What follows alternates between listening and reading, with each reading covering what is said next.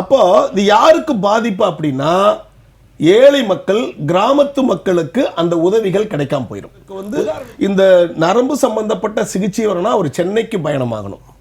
அப்போ இந்த cardiothoracic surgery, heart operation பண்றது எங்க தெரியுமா பண்ண முடியும்? கார்ப்பரேட் ஹாஸ்பிட்டல் சிட்டில தான் பண்ண முடியும். வேற எங்கேயும் பண்றதுக்கான இருக்காது. சம்பள உயர்வு எனக்கு வசதிகள் கொடுக்கணும். அப்படி 60 வயசு ஆயிருச்சா, 60 வயசு வரைக்கும் நான் கவர்மெண்ட்ல இருப்பேன், சம்பளத்தை உயர்த்தி கொடுத்துட்டாங்க, எனக்கு வசதி இங்கே இருந்திருப்பேன். இந்த ரெண்டு being a professionalist you are the right person to answer. இது என்ன டாக்டர் உண்மையிலே நமக்கு இழப்பு தானா? இது வருடம் நடக்குதா இந்த இழப்பு? சார் அது அடிப்படையிலே சில விஷயங்கள் தெரிஞ்சுக்கணும். எப்படின்னா சார், பட்டப்படிப்பு பட்ட மேற்படிப்பு தான் இப்போ ப்ராப்ளம். அதாவது சூப்பர் ஸ்பெஷாலிட்டி எம்எஸ்சி எம்டி முடிக்கிறாங்களே சார், அதை முடிச்சுட்டு அதுக்கு மேலே டிஎம் எம்சிஹெச் அப்படிங்கிற சீட்டு சார். அதோட எக்ஸ்பென்ஷன் டாக்டர் அது இது வந்து டாக்டர் ஆஃப் மெடிசன். டிஎம் எம்சிஹெச்னா அது ஒரு Italian word, master of surgery அப்படின்னு வரும் சார். ஓகே ஓகே அப்படிங்கிறது வரும். அந்த வரும். இது என்ன அடிப்படையில் புரிஞ்சுக்கணும் சார், இப்போ இந்த டிஎம் எம்சிஹெச் என்கிறது பட்ட மேற்படிப்பு என்கிறது வந்து இன்னும் கிராமங்களில், நகரப்புறங்களில், ஈவன் மாவட்டங்களில் அந்த அளவுக்கு போகலை. அது ஒன்று புரிஞ்சுக்கணும். ஓகே, நம்முடைய தமிழ்நாட்டினுடைய சுகாதார கட்டமைப்பு அற்புதமான கட்டமைப்பு. எப்படின்னா எம்டி எம்எஸ்ன்னு சொல்லக்கூடிய பட்ட படிப்புகள் எல்லா இடத்துலையும் பரவலாக்கப்பட்டு, தமிழகம் முழுக்க எல்லா இடத்துலையும் பரவலாக ஸ்ட்ராங் பண்ணியாச்சு. ஃபவுண்டேஷனை பர்ஃபெக்டாக ஸ்ட்ராங் பண்ணியாச்சு. ஒரு 30 வருடத்திற்கு முன்னாடி எம்பிபிஎஸ் டாக்டர் எல்லாம் வச்சு பிஎஸ்சி, பிரைமரி ஹெல்த் சென்டர், சுகாதாரம் அதையெல்லாம் ஸ்ட்ராங் பண்ணிட்டு அடுத்த கட்டமாக எம்டிஎம்எஸ்ங்கிற தமிழ்நாடு ஃபுல்லாக ஸ்ட்ராங் பண்ணியாச்சு. அதற்கு அடுத்த கட்டமாக இந்த எம்எஸ், இந்த டிஎம் எம்சிஹெச் சொல்லக்கூடிய பட்ட மேற்படிப்பை இன்னும் கிராமத்தில் அளவுலையும் நகரத்தில் அளவுலையும் ஸ்ட்ராங் பண்ணலை. அந்த வசதிகள் கிடைக்கல. ஒன்று புரிஞ்சுக்கோ. அப்போ இது யாருக்கு பாதிப்பு அப்படின்னா ஏழை மக்கள், கிராமத்து மக்களுக்கு அந்த உதவிகள் கிடைக்காம போயிடும். உதாரணத்துக்கு சொல்றேன் பாருங்க, வாஸ்குலர் சர்ஜரின்னு இருக்கு. எம்சிஹெச் வாஸ்குலர் சர்ஜரி, ரத்த நாளங்களை சரி பண்ணக்கூடிய சிகிச்சை முறை. அது சென்னை போன்ற நகரங்களில் தான் வந்து நல்ல சிறப்பானதாக இருக்கு. அதுக்கு அடுத்து டிஸ்ட்ரிக்ட் லெவல்லையும் அதுக்கு கீழே தாலுக் லெவல்லையும் போனால் அது கிடையாது. அப்போ ஒருவருக்கு வந்து இந்த நரம்பு சம்பந்தப்பட்ட சிகிச்சை வரணும்னா ஒரு சென்னைக்கு பயணமாகணும். அப்போ இந்த டிஎம் எம்சிஹெச் என்கிற கோர்ஸ் நம்மளுக்கு இல்லாம போனா கிராமத்தில் இருக்கக்கூடிய மக்கள், ஈவன் இருக்கக்கூடிய பஞ்சாயத்து போன்ற ஈவன் டிஸ்ட்ரிக்ட் லெவல் இருக்கக்கூடிய மக்களுக்கு சுகாதாரம் கட்டமைப்பு இழப்பு இருக்கு. இது ஒன்று தெரிஞ்சுக்கணும். இது என்ன ஆச்சுன்னா சார், எப்படி இதாகுதுன்னா, இப்போ கிட்டத்தட்ட 400 சீட் இருக்குன்னு வச்சுக்கோங்க. 400 சீட்ல 50% வந்து தேசிய அளவில், நேஷனல் லெவலில் போயிடுது. 50% தமிழ்நாட்டுக்குன்னு எக்ஸ்க்ளூசிவ் ரைட் வாங்கிட்டோம். எப்போ அப்படின்னா 2000 அந்த இதுல வந்து கேஸ் போட்டு 20 போட்ட கேஸ். ஆமா 2022 டாக்டர் கார்த்திகேயன் அப்படிங்கிறது சர்வீஸ் டாக்டர் பண்ண அவர் என்ன பண்ணாரு, ஒரு ஹைகோர்ட்ல கேஸ் போட்டு சுப்ரீம் கோர்ட்ல போட்டு என்ன பண்ணாங்க, இந்த மாதிரி இருக்கக்கூடிய எங்க கவர்மெண்ட் டாக்டர்ஸ், இன் சர்வீஸ் இருக்கக்கூடிய டாக்டர்ஸுக்கு பட்ட மேற்படிப்புல எங்களுக்கு எக்ஸ்க்ளூசிவ் ரைட் கொடுங்க. ஏன் மருத்துவ படிப்பு? ஆமா மருத்துவ. ஏன் அப்படின்னா இப்படி கொடுப்பதன் மூலம் கிராமத்திலும் இருக்கக்கூடியதிலும் அந்த வசதிகள் போய் சேரும். அந்த ஒருவேளை டாக்டர் டெக்னிக் டீடைலுக்காக கேட்கணும், அந்த செலக்ட் ஆயிட்டாங்கன்னா கடைசி வரைக்கும் கவர்மெண்ட் சர்வீஸ் இருக்கணும்ன்ற கண்டிஷன் 60 வயசு வரைக்கும் இருக்கணும். அதான் ரொம்ப முக்கியம் சார். பிரைவேட்ல ஒருத்தர் வர்றாங்க, ஓகே எம்எஸ் டிஎம் படிச்சுட்டு போயிடுறாங்க, நேரா துட்டு பார்க்க தான் போயிடுவாங்க, இல்ல சிட்டிக்கு போயிடுவான், இல்ல ஃபாரினுக்கு போயிடுவான், இல்ல வெளிநாட்டுக்கு போயிடுவான். ஆனா கவர்மெண்ட்ல இருக்கிற டாக்டர் இந்த கோர்ஸ் எடுத்து படிச்சாங்க அப்படின்னா அவரு கிராமத்துல எங்க போட்டாலும் 60 வயசு வரைக்கும் இருக்கணும். அப்போ எந்த அளவுக்கு ஒரு சிறப்பு, எந்த அளவுக்கு ஒரு கட்டமைப்பு தமிழகம் மிஸ் பண்ணிடுச்சு. ஆமா, அந்த அங்க இருக்கக்கூடிய மக்களுக்கு அது எந்த அளவுக்கு ஒரு வரப்பிரசாதம் அது. அப்போ இது போன்ற வசதிகள், இது போன்ற ஒரு அட்வான்டேஜஸ் வந்து நம்ம லூஸ் பண்றோம். இத வந்து எப்படின்னா கட்சி பேதமற்று, இது டிஎம்கே தாவேகே பேதமற்று, கட்சி பேரமற்று விவாதித்து இதை சரி பண்ணாதான் நமது மக்களுக்கு அடிப்படையான நல்ல சுகாதாரம் கட்டமைப்பிலே சிறப்பா இருக்கும். இதுதான் ரொம்ப முக்கியமான. டாக்டர், இப்போ நான் டாக்டர் இவர் நந்தகுமார் சார் சொன்னார், இது மாதிரி இந்த அப்ஸ்காண்டட் டாக்டர்ஸ் இருக்குதுன்றது ஒன்று. ரெண்டாவது, கடந்த ஆட்சியில் இது நடந்துதான் இருக்கு. ஏன்னா doctors were not willing to go further. ஏன்னா அவனுக்கான இன்ஃப்ராஸ்ட்ரக்சரை திமுக அரசாங்கம் ஏற்படுத்தி தரவில்லை. அதுக்கு முன்னாடி இருந்த அரசாங்கம் அப்படி தான் இருந்திருக்கு. இது தொடரும் பாரம்பரியம் தானே. இதில் எப்படி தாவேக அரசை எந்த வகையில் குற்றம் சாட்டலாம்? அதான் நான் அடிப்படையில் என்ன சொல்லிட்டேன்னா, இதில் வந்து பொலிட்டிக்கல் ஆங்கிளில் பார்க்காம சோஷியல் ஆங்கிளில் தான் பார்க்கணும்னு சொல்லியிருக்கேன். ரெண்டு விதத்தில் நான் சொல்கிறேன். கிளாரிஃபை பண்ணுறேன். ஒன்று 1420 டாக்டர் வந்து அப்ஸ்காண்டட் டாக்டர்ஸ்னு சொல்கிறாங்களா, அதுக்கு நான் ஆன்சர் பண்ணுறேன். ரெண்டாவது இந்த சுப்ரீம் கோர்ட் ஜட்ஜ்மெண்ட்டு, இந்த ஜட்ஜ்மெண்ட்டில் 50% சீட்டு, அதாவது கம்மியாக பர்சன்டேஜில் ஃபில் பண்ணால் திருப்பி தமிழ்நாட்டுக்கே கொடுத்துட்றோம் அப்படிங்கிறது சொல்கிறாங்க. அதில் எந்த விதமான யூஸும் கிடையாது. எப்படி இல்லை அதை நான் சொல்கிறேன் கேளுங்க. இப்போ ஒரே ஒரு சொல்லுங்க, 151 சீட்டு ஏன் ஃபில்லப் ஆகலை, அதை நம்ம அனலைஸ் பண்ணலாம். டாக்டர்ஸ் இல்லை இங்கே, ஏன் ஃபில்லப் ஆகல அப்படின்னா என்ன காரணம்னா, இதற்கு முன்னாடி 10 வருஷத்துக்கு முன்னாடி ஒரு MCH கோர்ஸ் டிஎம் கோர்ஸினுடைய எண்ணிக்கை கம்மியா இருந்துச்சு சீட் கோர்ஸ். ஓகே, இப்போ சப்போஸ் ஃபார் எக்ஸாம்பிள் நான் குடல் அறுவை சிகிச்சைன்னு வச்சுக்கேன், குடல் அறுவை சிகிச்சை கேஸ்ட்ரோல வந்து முன்னாடி ஒரு 10 வருஷத்துக்கு முன்னாடி டோட்டல் தமிழ்நாட்டிலேயே 4 சீட்டு தான், இப்போ 20 சீட்டு. Okay okay okay. அப்போ வருஷம் 20 சீட் கூடுது. இப்போ சப்போஸ் வந்து இதை எடுத்துங்க, சிறுநீரகத்துறை எடுத்துங்க, அதுல வந்து முன்னாடி 7 சீட் இருக்குன்னு வச்சுங்க, இப்போ 25 சீட் இருக்கு. அப்போ எண்ணிக்கை டபுள் ஆயிடுச்சு. ஒன்று.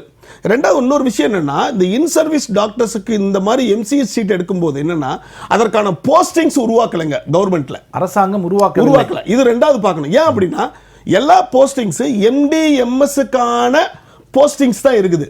இப்போ சப்போஸ் MCH படிச்சுட்டு வர்றாங்கன்னு வச்சுக்கோங்க, அவங்க படிச்சுட்டு வர்றவங்களுக்கான போஸ்டிங்ஸ் வந்து காலேஜஸ்லயோ இப்போ புதுசாக உருவாக்கக்கூடிய மருத்துவக் கல்லூரிலையோ போஸ்டிங் உருவாக்கல. அப்போ அவங்க படிச்சுட்டு வந்தவங்க எந்த போஸ்டிங்ல உட்காருவாங்க? இப்போ தற்போது அந்த படிக்காதவங்க அந்த அந்த ட்ரீட்மெண்ட் மற்ற டாக்டர்ஸ் பார்க்கலாமா? அது எதுங்க பார்க்கலாம், ஜென்ரலா பார்க்கலாம், பட் ஸ்பெஷலிஸ்ட் இல்லது. அது எல்லாருமே இப்போ MBBS படிச்ச டாக்டரே முன்னாடி எல்லாம் எல்லா வியாதிக்கும் பண்ணுவார். இப்போ காலங்கள் வரும்பொழுது அட்வான்ஸ் ஆகும் பொழுது என்ன ஆகுதுன்னா ஸ்பெசிஃபிக்கா படிக்கிறாங்க. அப்போ ஸ்பெசிஃபிக்கான ட்ரீட்மெண்ட் மாடர்ன் டெக்னாலஜி யூஸ் பண்றாங்க. குற்றச்சாட்டு அரசாங்கத்தின் மீது தான் விழுகிறது. இதை சொல்லிருங்க, இது ரொம்ப முக்கியமானது. அப்பச்சுங்களா, அப்ப 151 சீட் வந்து ஏன் ஃபில்லப் ஆகலன்னா, இருக்கக்கூடிய இன் சர்வீஸ் டாக்டர் என்னன்னா அதுக்கு போக பயப்படுறான். ஏன்னா இப்ப நம்ம போய் MCH படிச்சிட்ட பிறகு எனக்கு என்ன ரூட் என்ன இதுன்னு சொல்றான். அப்ப எனக்கு போஸ்டிங் இல்ல, எனக்கு அந்த இடத்துல வேகன்சி கிடையாது, நான் போய் வேலை செய்வேன். அது ரெண்டு. மூணாவது என்ன தெரியுங்களா, இந்த கோர்ஸுங்களையே வந்து ஒரு நல்ல கோர்ஸ் இருக்குல்ல, இப்ப இருதய அறுவை சிகிச்சை, கார்டியோதொராசிக் சர்ஜரி, ஹார்ட் ஆபரேஷன் பண்றது எங்க தெரியுமா பண்ண முடியும்? கார்ப்பரேட் ஹாஸ்பிட்டல் சிட்டில தான் பண்ண முடியும். வேற எங்கேயும் பண்றதுக்கான இருக்காது. ஏன் அப்படின்னா அதற்கான ஹார்ட் லங் மிஷின், அது ஸ்பெஷாலிட்டி, அதுக்கு ஸ்பெஷலான ஸ்டாஃப் நர்ஸு, அதுக்கு ஸ்பெஷலான தியேட்டர்ஸ் வந்து எல்லா இடத்துலையும் இது பண்ணல, கிடையாது. ஒரு கிராமங்களையோ நகரத்திலேயோ ஈவன் டிஸ்ட்ரிக்ட் லெவல்லையோ இது வரைக்கும் கிடையாது. டிஸ்ட்ரிக்ட் லெவல்ல இருக்க ஹாஸ்பிடல்ல கூட அரசாங்கம் பண்ணல. கார்டியாக் ஆபரேஷன் நடக்காது. கார்டியாக் சின்ன மைனர் நடக்கும். இப்போ வால்வை மாத்துறது, ஹார்ட்டை மாத்துறது, இது எல்லாம் அங்க கிடையாது. அப்போ அந்த கோர்ஸ் படிச்சவங்க இருக்காங்க, யாரும் எங்க வந்து ஃபிட் ஆவாங்க அப்படின்னா ஒன்லி பெரிய ஹாஸ்பிட்டல் இல்லைன்னா பிரைவேட்ல இருக்கக்கூடிய கார்பரேட் ஹாஸ்பிட்டல். அப்போ என்னது சேச்சுரேட் ஆயிருது. ஏன் சேச்சுரேட் ஆயிருதுன்னா எல்லா ஹாஸ்பிட்டல், ஒரு ஹாஸ்பிட்டல் 2 டாக்டர், 10 ஹாஸ்பிட்டல் 20 டாக்டர் முடிஞ்சு போச்சு, மீதி 20 பேர் வேகன்சி இருப்பான். அப்ப வேகன்சி இருக்கும், சும்மா உட்காந்துருப்பான். அப்போ MBBS மாதிரி எழுதி மருந்து மாத்திரை பண்ணிட்டு இருப்பான். அவன் என்ன நினைக்கிறான்னா, MCH படிச்சுட்டு ஏன்டா மருந்து மாத்திரை பேசாம MBBS ஓட நின்னுக்கலாங்கறான். இவ்வளவு கஷ்டப்பட்டு நான் படிச்சு எனக்கான அங்கீகாரம் கிடைக்க போறது அப்ப என்ன சீட்டு தேங்குது. அப்ப 151 சீட்டு தேங்குவதற்கு எடுக்காதற்கான காரணம் இந்த காரணங்கள்லாம் இருக்கு. அப்போ இந்த காரணத்தை எப்படி பண்ணணும் அப்படின்னா, ஒன்னு இன்ஃப்ராஸ்ட்ரக்சர் டெவலப் பண்ணணும், சூப்பர் ஸ்பெஷாலிட்டிக்கு தேவையான இடங்களை அதிகப்படுத்தணும், அந்த அதுக்குண்டான டாக்டருக்கான சம்பளத்தையும் உயர்த்தி கொடுக்கணும். சம்பளத்தை உயர்த்தணும். அப்ப ஆட்டோமேட்டிக்கா நான் படிச்சுட்டு வரேன்னா சம்பள உயர்வு எனக்கு வசதிகள் கொடுக்கணும். அப்படி 60 வயசு ஆயிருச்சா, 60 வயசு வரைக்கும் நான் கவர்மெண்ட்ல இருப்பேன், சம்பளத்தை உயர்த்தி கொடுத்துட்டாங்க, எனக்கு வசதி இங்கே இருந்திருப்பான். இப்ப ரெண்டு. ஒன்னு என்ன சொன்னாரு, இப்ப மினிஸ்டர் வந்து என்ன சொல்றாருன்னா, சுப்ரீம் கோர்ட்ல ஒரு ஜட்ஜ்மெண்ட் வந்திருக்கு, நீங்க வந்து அதனுடைய தகுதி இதை வந்து 50% குறைச்சு நீங்க பண்ணா 50% சீட்டை நீங்க தமிழ்நாடுக்கே கொடுத்துருந்தாங்க. அதனால குறைச்சிங்கன்னா 50% தமிழ்நாட்டுக்கு வந்து அது வேஸ்ட்டுங்க. ஏன் வேஸ்ட்டுன்னு சொல்றேன், 151 சீட்ல வந்து ப்ளம் சீட்டு, நல்லா ஃபாஸ்ட் மூவிங், நல்லா அப்ரிஷியபிள் சீட்ஸ் எல்லாம் அவன் எடுத்துருவான். மீதி போகாத சீட்டு, ஏன்னா ஆல்ரெடியே போகாம தான் நம்ம ஆளுக்கு எடுக்காம இருக்கிறான்.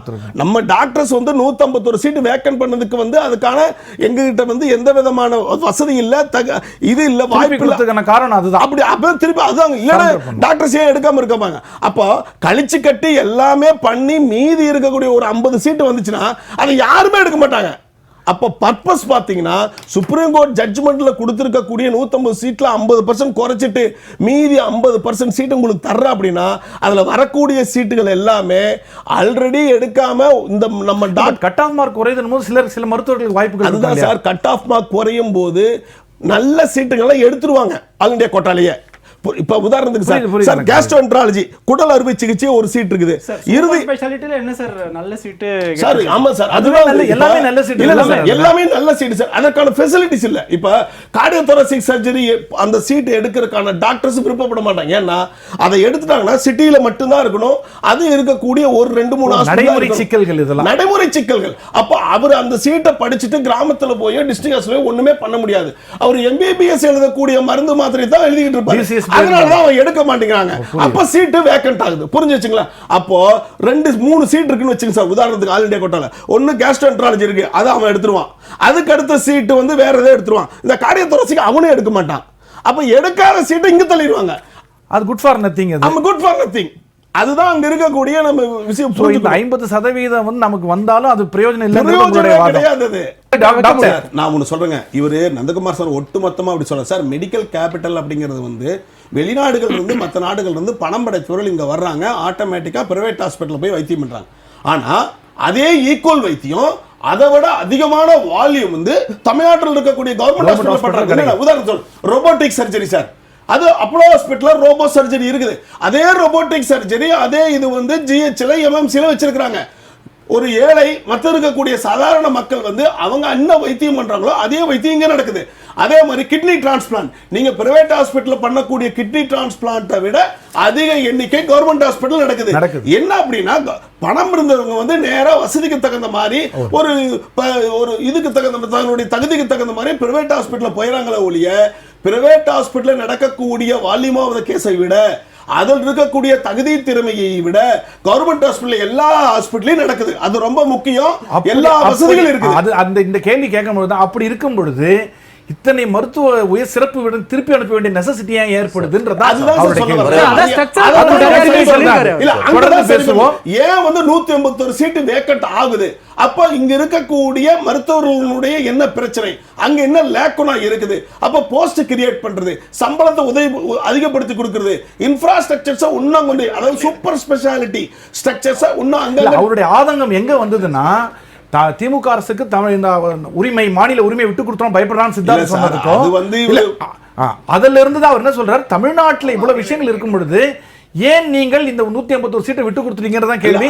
டாக்டர் சார், இப்ப அடுத்த வருஷம் இந்த பிரச்சனை வராம இருக்குது என்ன டாக்டர் தீர்வு? இப்ப தீர்வு இருக்கு சார். எப்படின்னா சார், இப்ப கவர்மெண்ட் டாக்டர் இன் சர்வீஸ் டாக்டர் வந்து எடுக்கல, சீட் எடுக்கிறதுக்கு அவங்களுக்கான சில காரணங்கள் இருக்கு. போஸ்டிங்ஸ் இப்போ நிறையா வந்து பார்த்தீங்கன்னா தர்மபுரி மெடிக்கல் காலேஜ், ரெண்டாவது வந்து ஈரோடு மெடிக்கல் காலேஜ், நிறைய மெடிக்கல் காலேஜ், நாகையில் மெடிக்கல் காலேஜ். அந்த மெடிக்கல் காலேஜில் இருக்கக்கூடிய சூப்பர் ஸ்பெஷாலிட்டி டிபார்ட்மெண்ட் ரெடி பண்ணிடுவாங்க. அந்த டிபார்ட்மெண்ட்டில் போஸ்டிங் கிரியேட் பண்ணும். இந்த மாதிரி 150 சீட்டுக்கு எந்தெந்த போஸ்டிங்ஸ் வந்து வேக்கண்டா இருக்குது, யார் டேக்கர்ஸ்னா அது போஸ்டிங் கிரியேட் பண்ணிட்டோம்னா ஆட்டோமேட்டிக்காக டேக்கர்ஸ் வந்துடுவாங்க.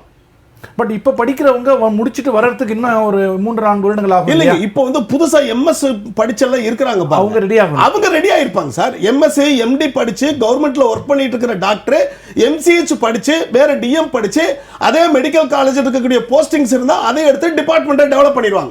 இது ஒண்ணுதான். இது பண்ணிட்டாங்கன்னா 0 சீட் வந்து ஆல் இந்தியா கோட்டாக்கு நம்ம தான் சரண்டர் பண்ணுவோம். சரண்டரே பண்ண மாட்டோம். ரெண்டாவது இன்னொன்னு சொல்றாரு நந்தகுமார், ஒன்று சொல்றாரு, இந்த நீட்டை தூக்கி பிடிக்கிறார் பாருங்க. நீட்டை எதுக்கு தூக்கி பிடிக்கிறாருன்னா 7.5% கொடுத்ததுனால தான், நீட்டு வந்ததுனால தான் 7.5% உள்ளொதுக்கீடு வந்துச்சு. அந்த உள்ளொதுக்கீடு வந்ததுனால கிராமத்தில் இருக்கக்கூடிய மாணவர்கள் எல்லாம் வந்து எம்பிபிஎஸ் பண்ண கரெக்ட் தான். அது என்னன்னா இதுக்கு நீட்டுக்கு சம்மந்தமே இல்லை. இன்ஃபேக்ட் நீட்டு வந்து கிராமப்புற மாணவனுக்கு எதிரான ஒன்று, ஒரு மாநிலத்துக்கு எதிரான ஒன்று. நான் ஒன்னே ஒன்று சொல்றேன் சார். சார், நீட் இவங்க கொண்டு வந்த மெயின் இதுங்களா தரமுள்ள மருத்துவர்களை உருவாக்குவது. நல்லா புரிஞ்சுக்கணும், தரமுள்ள மருத்துவர்களை உருவாக்கு. அந்த தரம் தமிழ்நாடு ஆல்ரெடி இருக்கு. தமிழ்நாடு எக்ஸாம்ல நீட் இல்லாம சாதாரண இருந்தா 35% மார்க் இல்லைன்னா எம்பிபிஎஸ் சேர முடியாது. நீ எவ்வளவு கோடி கோடி பணம் இருந்தாலும் பிரைவேட் காலேஜ்ல சேர முடியாது சார். 35% நீ எடுத்துக்கணும். ஆனா நீட் வந்த பிறகு முட்டை மார்க் எடுத்தாவே பணம் இருந்தா போது சேர்ந்துடலாம் சார். அது நான் திருப்பி பீயிங் டாக்டர் உங்களுக்கு நல்லா தெரியும், 0% கிடையாது. 0% எத்தனை பேர் எழுதினார்களோ அவர்களுக்கு அப்படித்தானே சார்? அல்ல சார், அப்படி கிடையாது சார். நான் சொல்ற கேளுங்க. இப்ப அதாவது கேள்வி வந்து ஒரு கேள்வி பண்ணா 4 மார்க் சார், தப்பானதுன்னா 1 மார்க் மைனஸ் பண்றான். இப்ப சார் ஃபார் எக்ஸாம்பிள் 40 கொஸ்டின் இருக்குங்க, 40ல 35 ஃபெயில், 35 நெகட்டிவ்ல போய் மைனஸ்ல போயிடும். ஆனா மைனஸ்ல போனாலும் அவன் ஜாயின் பண்ணலாம். இங்கதான் அங்க விஷயமே இருக்குது. Okay. ஆனா இதுக்கு முன்னாடி ஸ்டேட் கவர்மெண்ட்ல எப்படியா இருந்தாலும் 35% பாஸ் மார்க் எடுக்கணும். பாஸ் மார்க் எடுக்கணும் பணம் இருந்தா கூட கவர்மெண்ட்ல சேர முடியாது. இப்ப நீ எல்லா கேள்வி எழுதி ஃபெயிலா எழுதி நெகட்டிவ் மார்க் வந்து 0% போனாலும் நீ பணம் இருந்துனா சேர்ந்துக்கலாம். அப்ப எங்கே தரமுள்ள மருத்துவர்களை உருவாக்குகிறீர்கள்? நீட் என்பது தரமற்ற மருத்துவர்களை உருவாக்குவது. நம்ம தலைப்பை ஒட்டியே பேசுவோம்.